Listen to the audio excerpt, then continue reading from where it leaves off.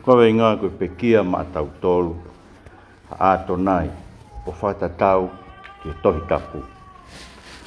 Tohimi ni mawaru ni maa o tuwai o pehe, o iau ai ofa ta e malau, Pekia ma au a Atonai. Koe rea nai koe rea koe nau ngā koe ke wafa o e otua. Kono winga e Atonai, koe kohoku eiki, pe kohoku eiki. Temu tope ulawai e kau siu e nau Tohitapu o au mai ke wafa koe si hawai koe fui konsonani te pe wha. O koe ke nau puake wafa koe ia koe uhi na ilo ange ko nau takua noa wafa si hawai ka nau pehe kohoku eiki. O mawinga te tau toke tau hanga whatongai. Koe aho koe ni tau whamanatu e Pekia, koe tau whakamanatu ai Pekia a hoku eiki. Pekia a tau eiki. Pekia a tau otua. Ma tau tau mawinga ke mahin ka tau tau nai Pekia a tau otua e Pekia ai eiki ko si sukaraisi. Koe ka mau e ikai. Pau ikai whakamore anga hala ke te tau tau koe anga hala tau tau nai whai ke otua. E kai ke tau anga hala tau tau ke tangatia tangata. Na tau anga hala ke tau tau ke he otua.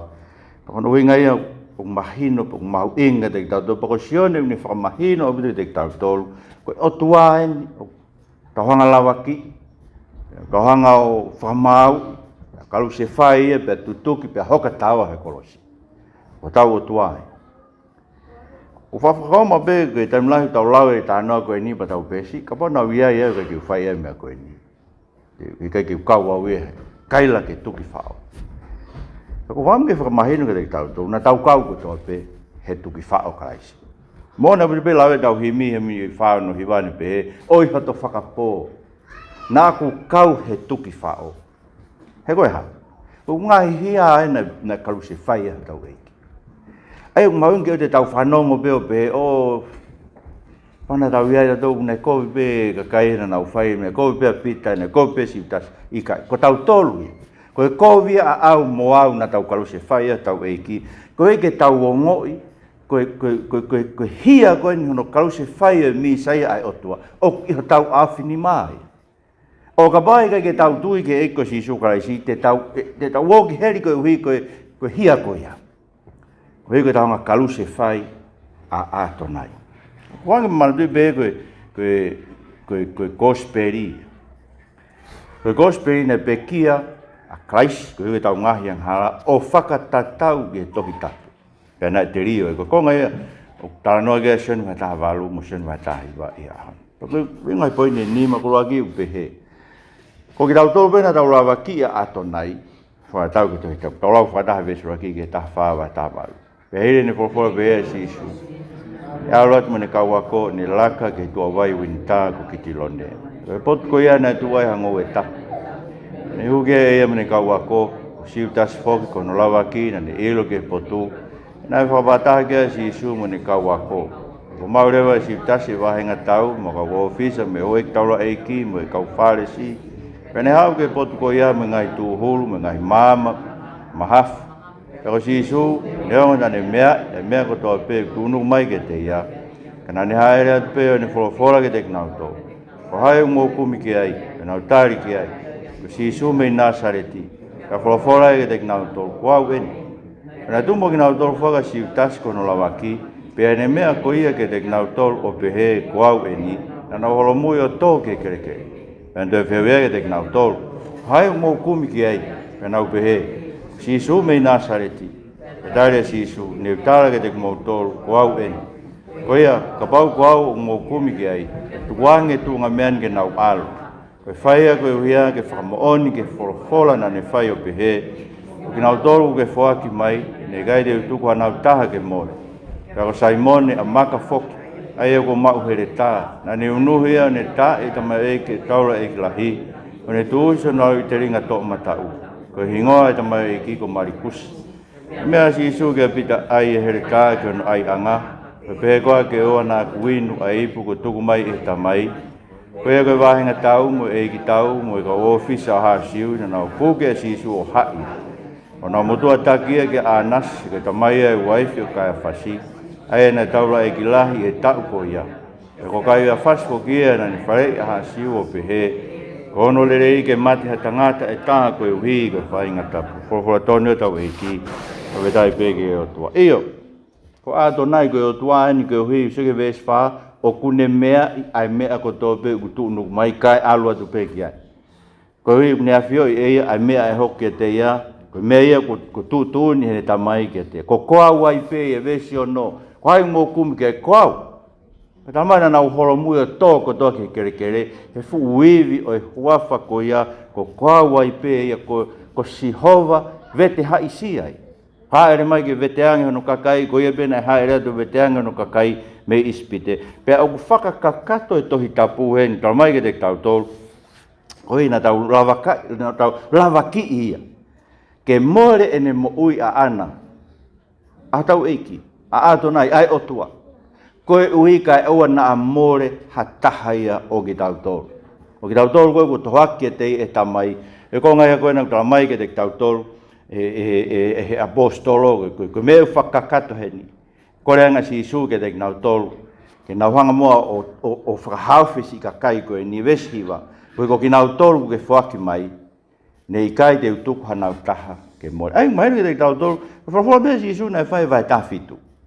O ilo i sione koe whorofora koe ni koe whorofora e Tohitapu ne pehe rotonga e koe te kinautolu na tau he kinautolu e au iho huafa e huafa ko ke tuku mai iyo na kure ohi ke te kinautolu pe kuo i kai more hanau taha ngata pe i he hako o mala koe uia ke whamooni ke Tohitapu. Ko mai te tohi vesta wha ko ene mate koe ui koe whahinga tapu. Ko tangai mea koe ia.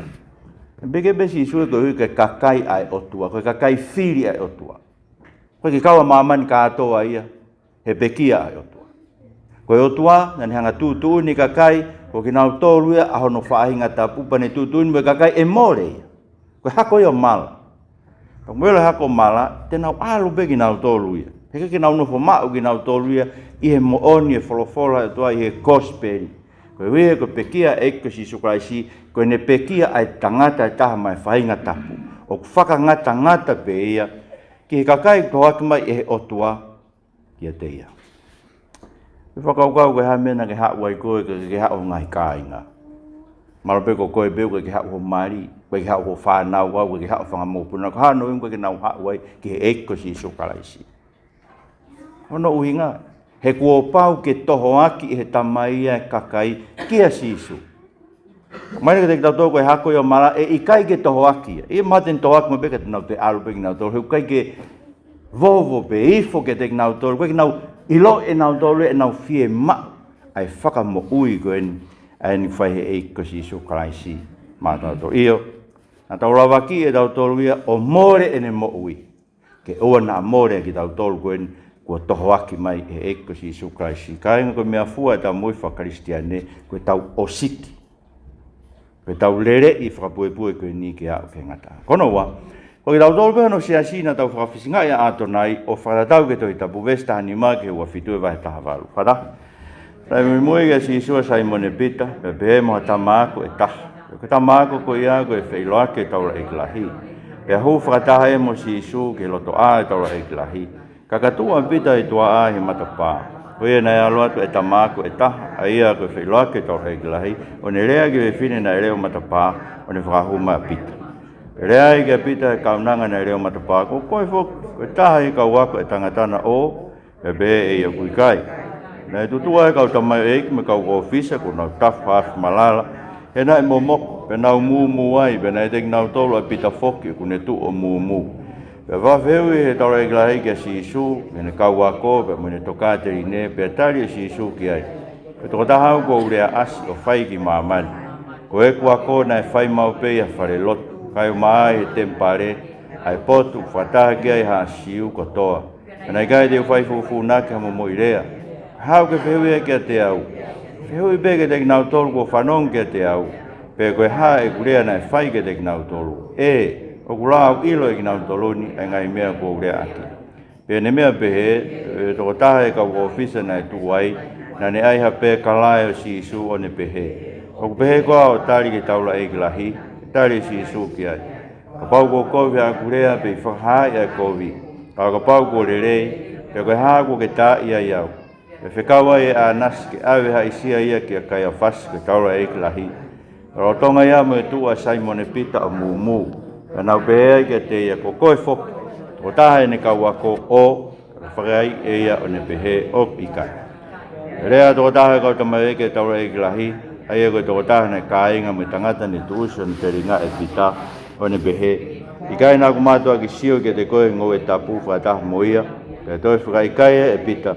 Pea ua rewa ai moa. Whakatonu e tau eiki. Ia o tau ke tau ilo ko ki tau tolu e siasi taura e ki lahi kau taki lotu ko kau wako en ko ki nau tolu pe ia na nau whakawhisi ngai a eki. Pea kuia dek tau tolu pe ma whai kuia. Neongo ai whawhi e whia tau whakatata mai me tau omi ki eiki. Kau umahu inga ke puke tua ke tau mooi e kore whakaau ki eiki ke whakatu mau e tau mooi te ria nā tau whoki o hange koe kau taki lotu me kau wako nga. He kuia dek tau tolu pe ma whai ke whakawhisi ngai ho tau eiki. So ko tangi si so na to ve su ataha e ke ka nau tol a hono sia si he nau ilo ene ngahi na ilo e pita na ilo e taura na nau fanongo to pe fu ka kai ki ngai folofola si su na mo ui ho nau ni he ngai folofola na fai si su ka mo se ke mena nau fai ve si wo wa na nau ta i nau pe kala i ve sta fitu mo ve su fitu na nau faka fisinga ia pita kai nga ko mia fa lo mai e fai o lotu. He kula weke tau mau e tau tolu e folofola ai o tua. Kula weke tau ilo le tau folofola tau pe alau. Ka tau ke ianga tu upe, mo whakawhisi ngai pe. Ai eiki koe haana folofola koia. Pea o whakatokanga mamafa ki tau tolu ki ai heni. I he Pekia e eiki, mo e toenga e Tohitapu. Ko hi tau sio mea hoko e ahani. Ilo me ka kai e folofola ai o tua ka nau whakawhisi ngai pe. Sio mea hoko tau ngahi sia stupu a ngā mo e tokolahi ka kai kui ka kai lotu. O moni lau koe ni nau ilo bena to folofola to koe ke nau fie tuku lolo ke folofola au tau to moni lau koe sam fata hai te nau to he koe lau ia koe ke siutasi ko kau mea fafare ka kaina nau feo hi be mo e ki nau loto ke lau koe ka kai loto ki nau to ko kau mea fafare na ku falala ki ai tahna e kai ai maa aku kai he sakala me niti o mio feo hi mo e ki ko ne hiki hono mui va e ki atea sige. No mai beo feo mo engi sakal meni ti mo fanoho ne folofola ka na wanga tu ke ka whakatokanga ma mafa ki tau tau. E pelu wa ngo fulu besi wa no ke wa fita mai ka pau te tau ke fia nga hala fia nga hala ipe. Ko tau si ilo ne folofola o tua ke moni. Koe ke toi ha fila o lawa nga hala e o toi pe te no aki tari mo hiri fia la. E whakamau ai o tua. Kainga. O kuia te tau tolo e mawhai koe ne e pita ke whakawhisingai e eiki.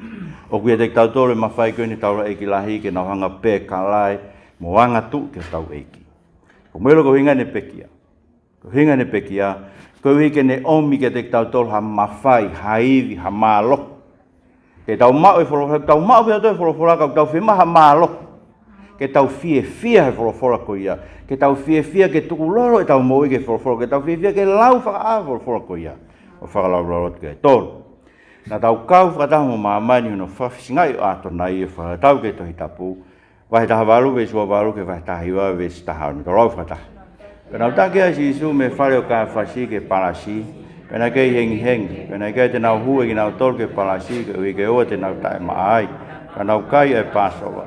Ko e nei alua toa pailato ki tua ke te nau tolu pene pehe. Haa tala talaki mo hau mo ki mo tolu ke tangatani. E nau tari o nau pehe ke te ia. Kane i kai koe siana whai kovia, tala he te mau tukuangi ke te koe.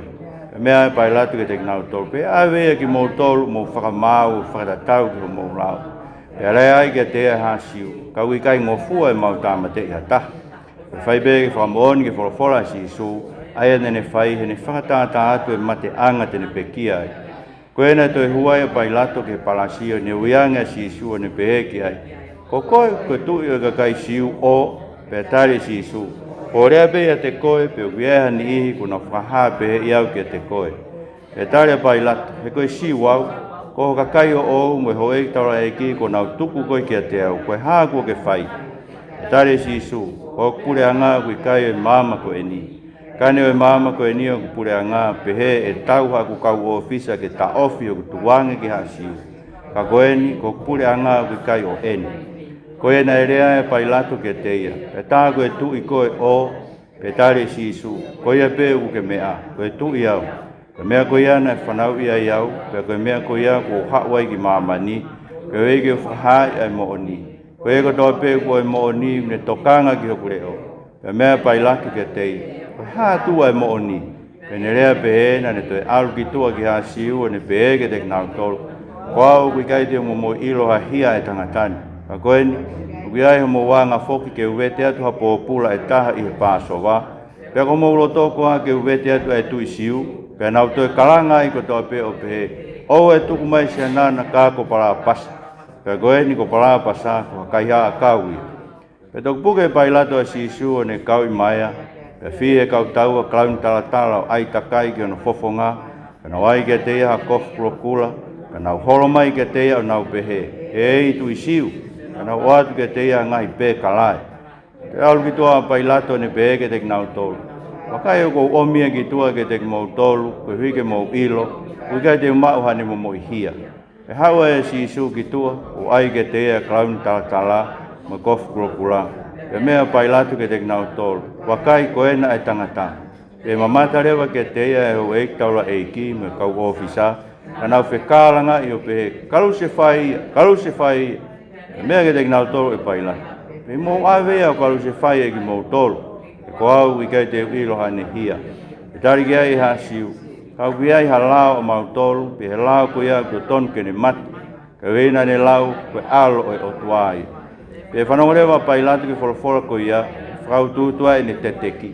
Pe ane toi hu ke palasia ne pe ege si isu. Mei whē tū koe. Ka kai whai e si isu ane mo i tari ki ai. Pe mea ai pai latu ke te ia. Wikai te ke rea ke te au koa. Wikai koa te ke ilo ko mawhai ke tuwange koe, pe ko mawhai ke kaluse whai koe. Pe tare si isu ki ai. E ikai te ke momoi mawhai ha mea ke te au.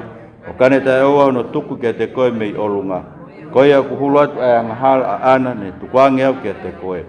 Pe ia mea koe ia, ne whenga pai lato ke tuwange i. Kaka tautou kalanga pe ha siu o pe he. Ka pau te ke tuwange sanan, ka wikai koe tākanga koe o sisa. I longa ea ne lau koe tu ia, ne rea pau ki a sisa. E whanau lewa pai lato ke ngai rea ko ia, na ne taki a sisu ki tua. Pene nofo e nofo anga whakamau ia potu ukui ko whariki maka, ka i rea whakahe pelu ko kapata. Ko ea toko naki ia, koe toko naki he pāso wā, ko ono ho wā koe ono nai, mane mea mai ki hasiu, wakai, ko e naho moutu i. E whekara ngai rewa e whainga ko ia, tawhi ia, kalu se whai ia.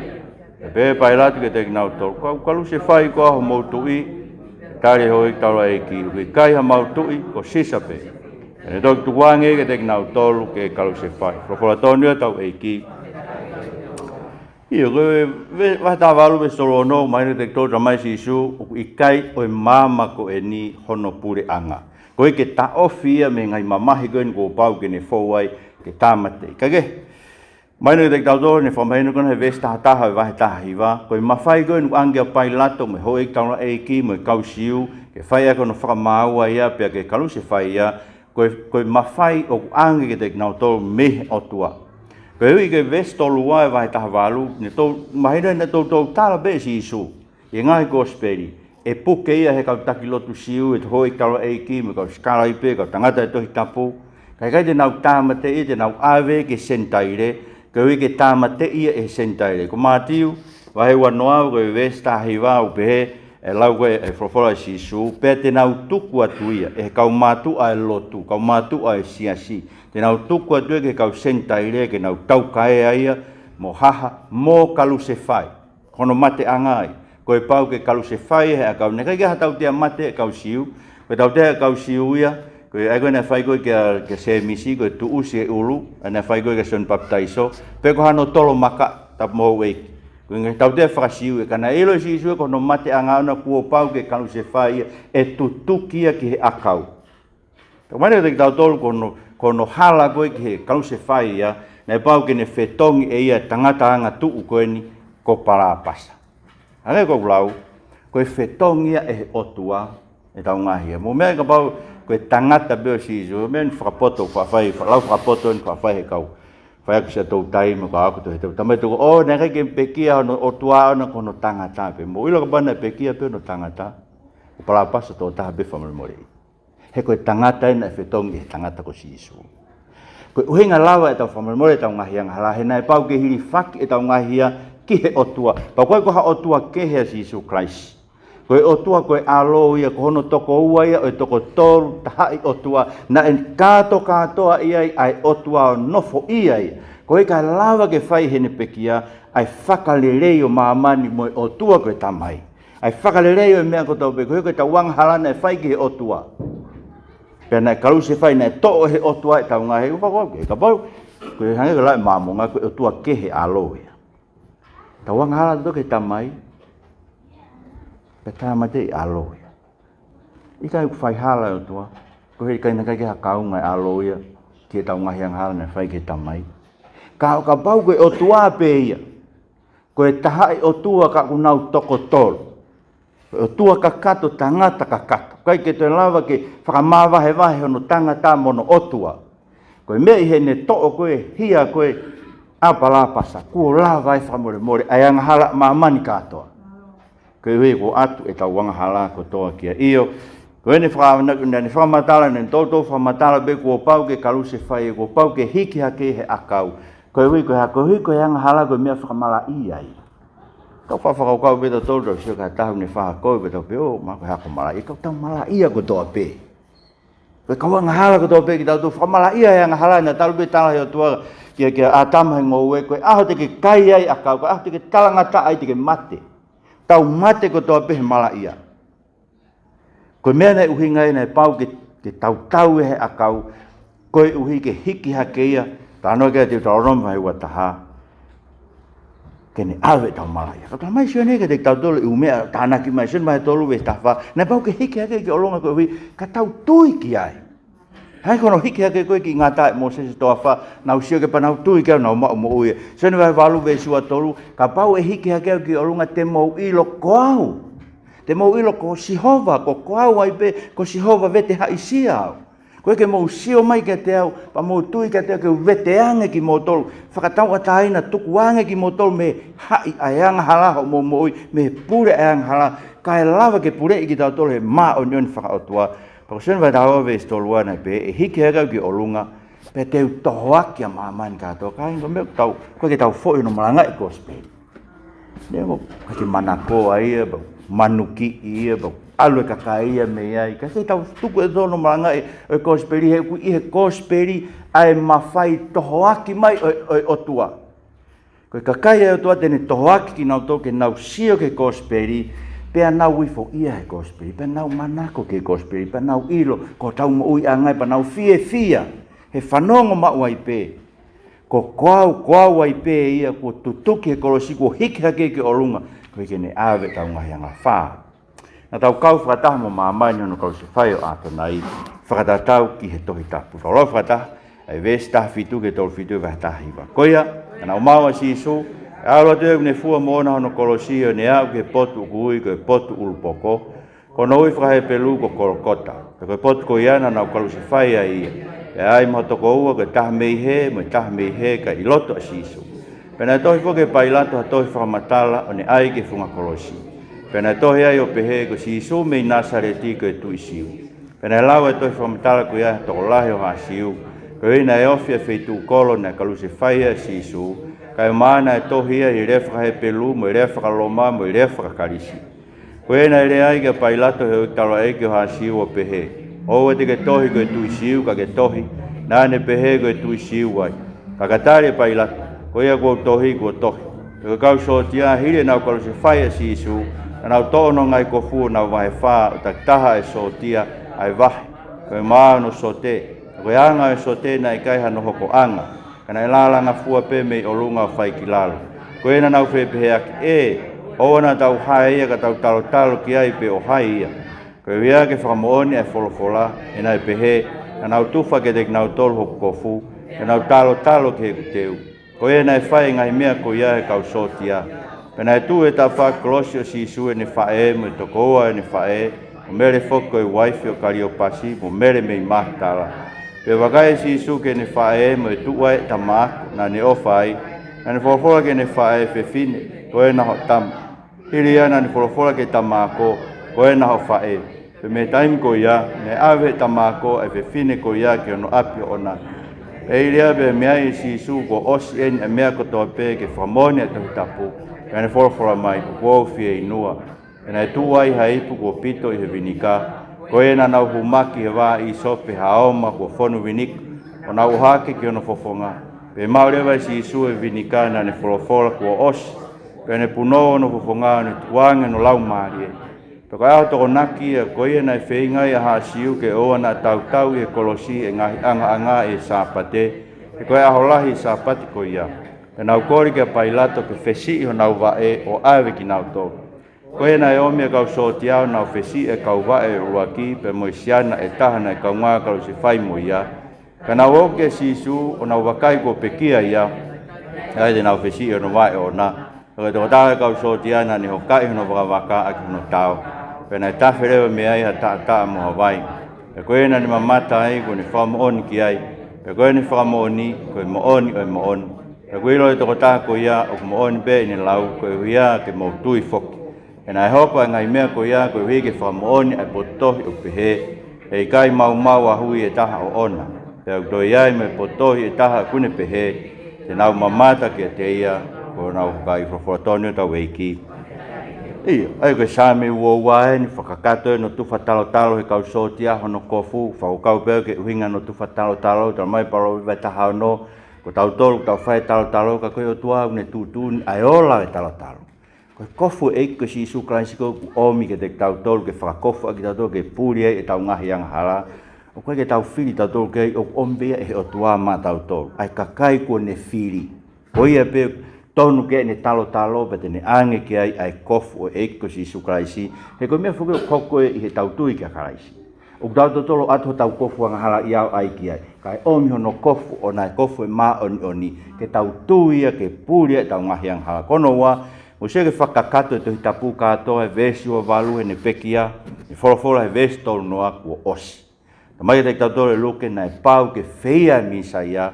Koe ka ne hua ki hono langi. Kai kono hua beo kukia i tau sisu. Kau ke whi mui ki a toho kolosi pa ke mui mai. Kau mai tau himi ke te tau tolu. Ka alu tua aho ko e kia fua he kolosi ko e tapani hia. Te fua foke kolosi ko hiri. Kei te umaa he ongo kovi. He tau maa ki tau tolu. Eike ongo kovi a honia ki tau tolu. O tau tu he wholofolo ha tau o tua. Kau whakakato e Tohitapu katoa. Kono tau fie ai. Kono hinga ko mai o toa fia ko tau loto ke tau tukulolo kakato ke ne wholofola ko iuhi. Mai he eiki ko os kakato, whakakato e wholofola o toa e eiko si isu kraisi. Te tau hua i whoki moki tau tolu. Ke ono langi, ko hui koe ha. Mana te lau he pelu wa hong fulu e sta whakua whai ho tau whakahau hawa. E whei lau e taha koe ai eiko si isu kraisi. Kono tolu, whatongai motuhi, e kake motuhi hano hui. Koe tu unia lampa so vai e sotu vai tahawa, e kake motuhi hano hui.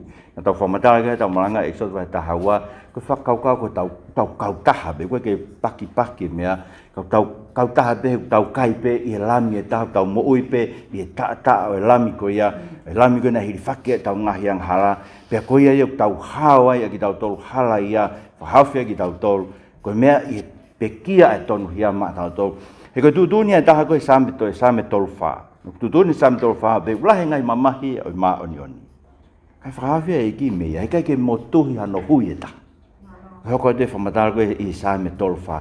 Ai e koe tau ilo e whakataha pe mo pailato, koe Pekia e tonu hia. Ne kai ke ilo pailato hane hia.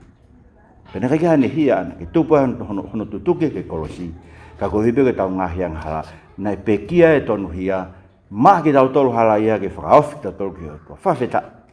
Talo no ka pusi ki tau tolu ka mata angame ngoe i te ni turi kātoa ki tau tolu. Pea tuai e uhere taha koe ki te lawa taha whoki ki hotua. Koe aho koe ni. Whanga he hotua whakaofi ki tau tolu. E koe Pekia e tonu hia maa tau tolu. Whaosi. Nā tau tanu a Atonai. E tanu anga e anga whatatau ki tui tau Westol Varu ke whaua. Pe here ngai mea koe ia. So sifa me ari matea ai ko ako sisu na ne korika pailat ke ne ave sino sisu na ne fai fufu pe ko ne mana va hegi hasi pe tuko e pailat ke ne fai ko ia na ne hau ave no sino ne hau ni masok ne hau ko uri ke te ka mata anga ne hau moia ha ko to mula a los ko fetu yak fe unga nai me pau ni te au Koe na nau toa e sino o sisu, nau taka ia ke ngahi tupen, taha mo yongo whahi ngahin. Koe anga ia teu Pekia ha siu ki whai toka. Pena e tu e potna kalusi whai ia ha ngoe tapu. Pena e ngoe tapu ha whanua loto fo ou, ai e ko te rio ai ha taha. Pe koe ga toko naki au ha siu mo e ofi mai e whanua loto. Koe na te rio ai e potu ko ia a si sisu, fo fotonu e tau e ki. Dai ki fotonga ngoe tapu. Na tau wanga hala he ngoe tapu. Na kapusi ki tato me he ngoe tapu. Tala mai na kalu se whai ia he ngoe tapu. Pea e tanu ia he ngoe tapu. Iga uhinga sio ne ki tau whakatoanga. Ko aho ni ho tau whakafoki. Na mai paula ke te tau tolu ko no tanu ko e. Tau kau ngā papi taiso mo ki nau tolu. Mo tolu te whia papi taiso he ahmoni te pa mo. Tu tak mai. Kono papi taiso ki tau tolu. Papi taiso ki tau tolu ki he ne Pekia. Pea kau ngā te rio ai ki tau tolu mo ia. Koe e hangena whakatua kais me Pekia, e pehe ke whaia ki tau tolu ha moi fo. Ai kono uhinga. Kono uhinga e no tanu e i he ngou e tapu ko e.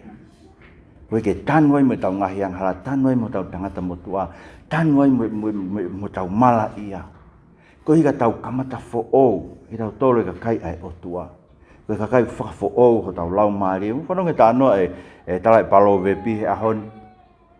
Koe ke tari he o tua e fuk ngai fuk whei lau lau, o whiawhiange o tua e whakakonistu tōne mo e whai mā oni oni. Kau tau wiri taki tau tue ngai fuk whei lau lau, iai koe. Whai tau ngai fuk whei lau lau, ngai mea keke, tau whaki, tua tau sina, tau koloa me tau ngai mea keke. Whamu e keke ririu tau mo ui. Kono uhingai nai Pekia i he ngoe tape koe nai whai tau ngahi anga hala. Tau anga hala ai, tuku e tau anga hala ka puski tau tolu hasi isu o to e tau anga hala Pekia, pe te rio ai o tanu ai mui. Kai ngaloto. Kai a mea te mo whawhiawhia ia ki mau mo e kau whai pe kau koe i riu pe mo mo. Koe mahine pe mo mahu i ngā ia. He ofa lahi ko whai he eiko si sukarisi. Mone lau e hini. Whai lau e ofa pe he ofa lahi na whai he otua. Ke tek tau tō. A ofa ko ia. Ko tonu ke tau hawai. O lawai ki he lahi. Tau kore whamore ke tua he tau kau no kalu se whai. Ai ke ngoi na tau kau, ko tau ngai hia ai na kalu se whaia ia. Na tau kau he kaila. Nai whanongo mai e ki ko ki ire o mo ki ire o kaila. Ta whi ia, kau se whaia. Nane whanongo mai ko ki ire o mo ki ire o. Kana ne kā te kina pe kalae, me ngai whamamahi ne whai ke te ia. Koe ui ke tau mo ui ai, ke tau whiawhia ai, ke tau omi he ahoni. Koe ke te hame ke tau pore ai. Ka koe kolosi pe o e ko sisu kraisi. Kalau se whai tau mo ui ki mamani. Ya kalau se whai mo mamani ke te tau toku, o sia mamani me tau ngai mo ui. Tau loto kore ke o tua ke hoko ngai mea koe tau mo ui. Tau mea tau.